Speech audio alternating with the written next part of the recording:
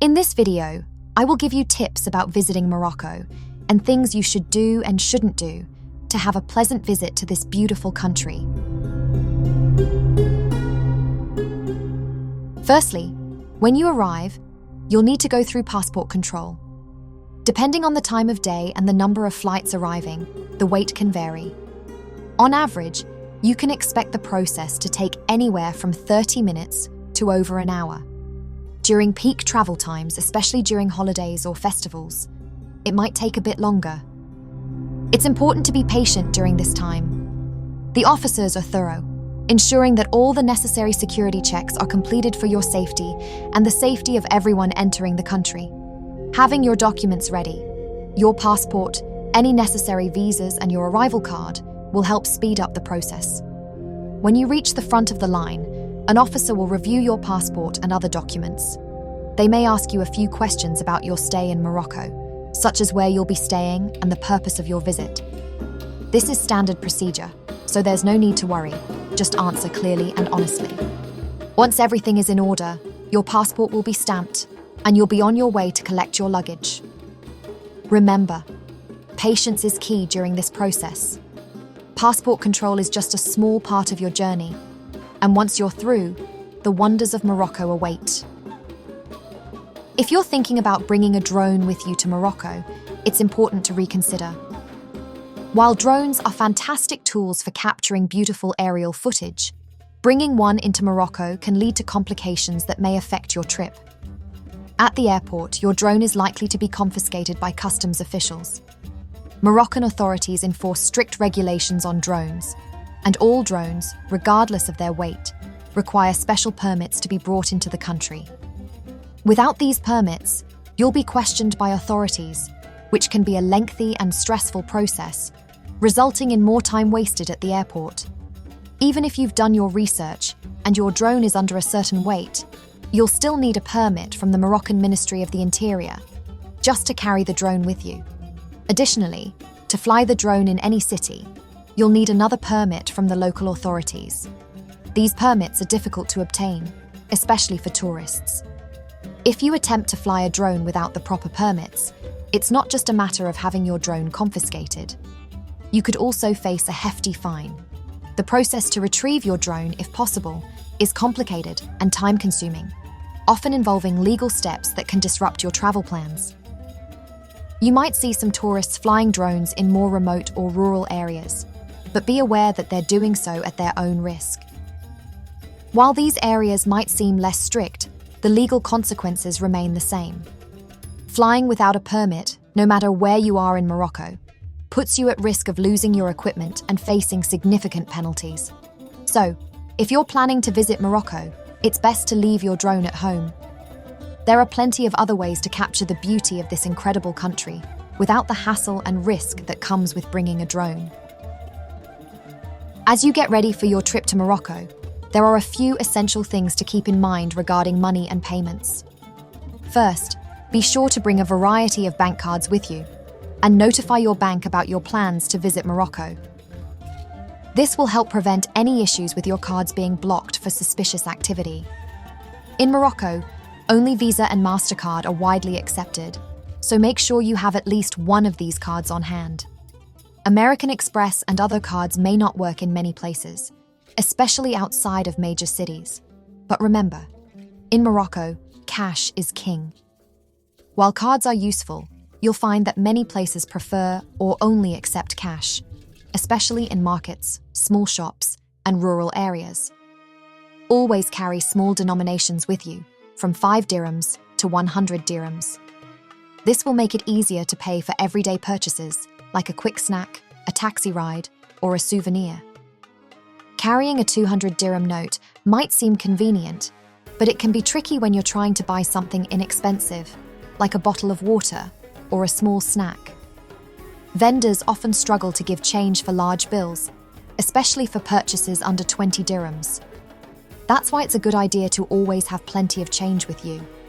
Having the exact amount will make transactions smoother and your life much easier while you're exploring the country. Plus, it's always a good feeling to avoid the hassle of waiting for change.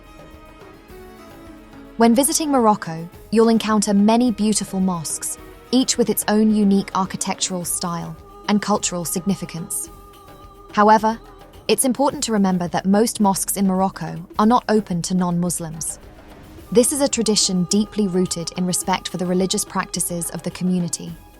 While you may be eager to explore these magnificent structures from the inside, it's best not to expect to go inside any mosque during your visit. The only exceptions are a few mosques in the country that allow non-Muslim visitors, such as the famous Hassan II Mosque in Casablanca, Koutoubia Mosque in Marrakesh, Kairouan Mosque in Fes. Even though you might not be able to enter, you can still appreciate the intricate designs, towering minarets, and serene courtyards from the outside. Take the time to observe and photograph these landmarks from different angles, and you'll find that there's plenty of beauty to enjoy without stepping inside. Respect for local customs and religious practices is a key part of experiencing Morocco authentically. By observing these traditions, you'll not only show your respect, but also enrich your understanding of the country's deep cultural heritage. As you explore Morocco, you'll find that the markets and small businesses are full of life and energy. From vibrant spices and handcrafted goods to delicious street food, these local shops are a key part of the Moroccan experience. However, it's important to know that Friday is considered a holy day in Islam, and many small businesses across Morocco close in observance. This day is special for Muslims, who attend the Jumu'ah prayer at the mosque and spend time with family. If you're planning to visit local markets or small shops, it's best to keep this in mind. Most businesses will close for several hours, and some may not reopen for the rest of the day. It's a good idea to plan your activities around this, perhaps focusing on larger attractions or taking the opportunity to relax and enjoy the slower pace. While Fridays may be quieter, they offer a unique chance to experience a different side of Moroccan life, one that's more reflective and centered on community. Embrace the change of pace and use the time to explore other aspects of Moroccan culture. Getting around in Morocco is convenient, with most places easily accessible by public transport within and around cities. Whether you're exploring vibrant markets, historic sites, or scenic landscapes, there's a transportation option that suits your needs. In every city, you'll find two types of taxis: grand taxis and petit taxis. Let's start with the grand taxis.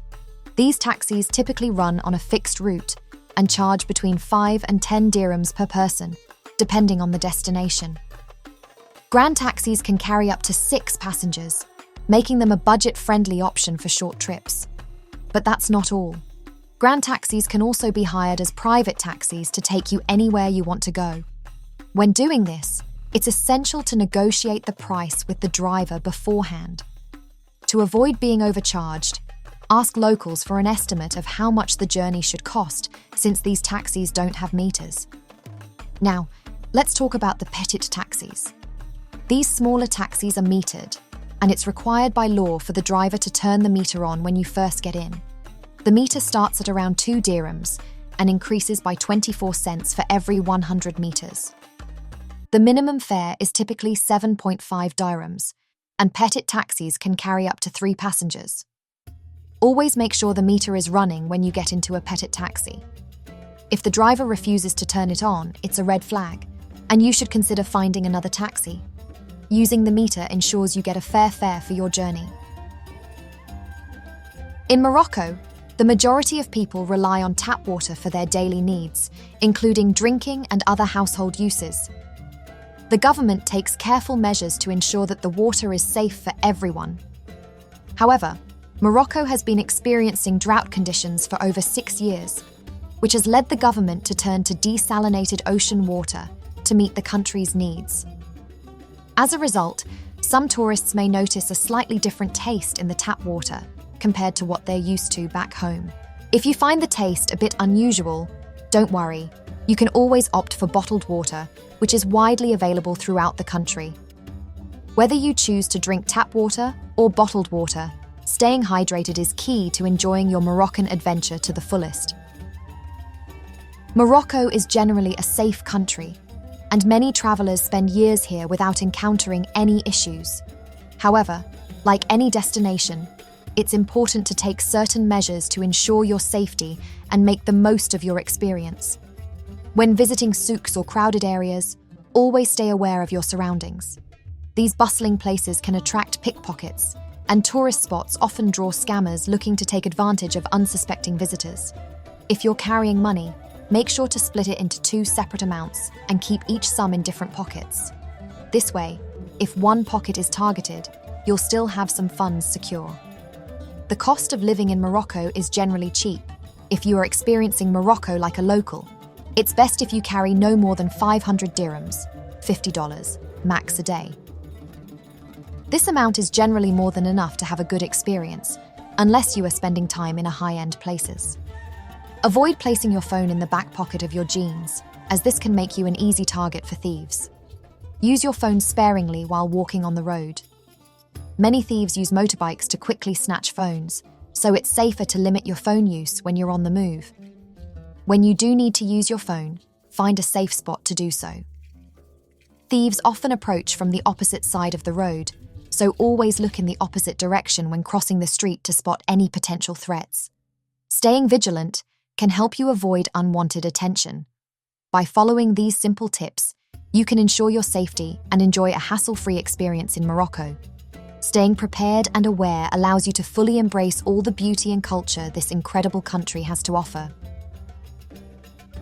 When shopping in tourist areas in Morocco, it's important to keep in mind that some shops may try to take advantage of you when it comes to pricing.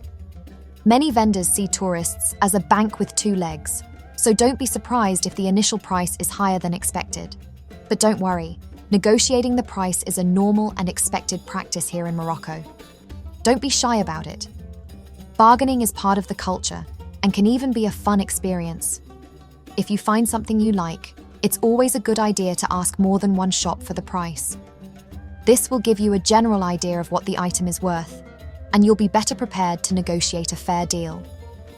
By taking the time to negotiate and compare prices, you can enjoy your shopping experience without feeling like you've overpaid. It's all part of the adventure, and you'll leave with not just a great souvenir, but also a great story to tell. Always remember that what truly sets Morocco apart from the rest of the world is its people. Warm, welcoming, and proud of their heritage, Moroccans will make you feel at home from the moment you arrive. Whether you're sharing a cup of mint tea in a Berber village or chatting with artisans in a bustling souk, the connections you make here will stay with you forever.